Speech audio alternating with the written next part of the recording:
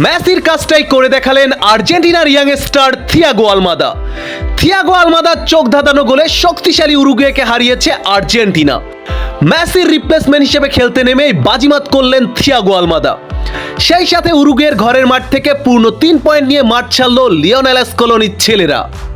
Away ম্যাচে উরুগুয়ের বিপক্ষে আর্জেন্টিনার ঐতিহাসিক জয়ের পুরো অংশ নিয়েই থাকছে আজকের প্রতিবেদন। বন্ধুরা, বিশ্বকাপ কোয়ালিফায়ার গুরুত্বপূর্ণ ম্যাচে আজ ভোরে মাঠে নেমেছিল আর্জেন্টিনা। ইনজুরি জর্জরিত স্কট নিয়েই দল সাজাতে হয়েছিল লিওনেল স্কলোনিকে, যেখানে শুরুর একাদশে প্রথমবারের মতো সুযোগ পায় থিয়াগো আলমাদা ও জিউলিয়ানো সিমিওনের মতো ইয়াং তারকারা।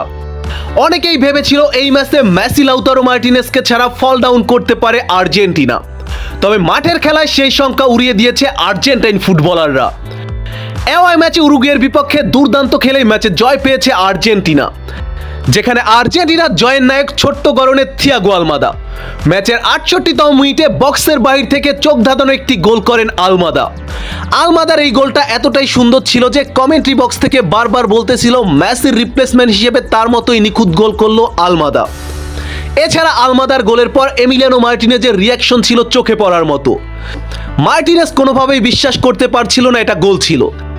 এছাড়া আজ উরুগুয়ের পুরো মিডফিল্ড ও অ্যাটাকারদের একাই নাচিয়েছেন থিয়াগো আলমাদা। প্রেসিং, ড্রিবলিং সবকিছুই ছিল চোখে পড়ার মতো। এছাড়া আজকের ম্যাচে দুর্দান্ত খেলেছে জুলিয়ান আলভারেস।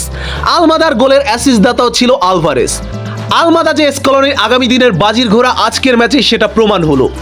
এছাড়া আজকের ম্যাচে রক সলিড ছিল আর্জেন্টিনার ডিফেন্স লাইন। ক্রিস্টিয়ান রোমেরো ও নিকোলাস ট্যাগলিফিকো ছিল দুর্দান্ত। এছাড়া শুরুর একাদশে সুযোগ পেয়ে ভালো করেছে দিয়াগো সিমিওনের পুত্র জিউলিয়ানো সিমিওনে। বন্ধুরা, মেসিবিহীন আর্জেন্টিনার আজকের ম্যাচ কেমন উপভোগ করলেন?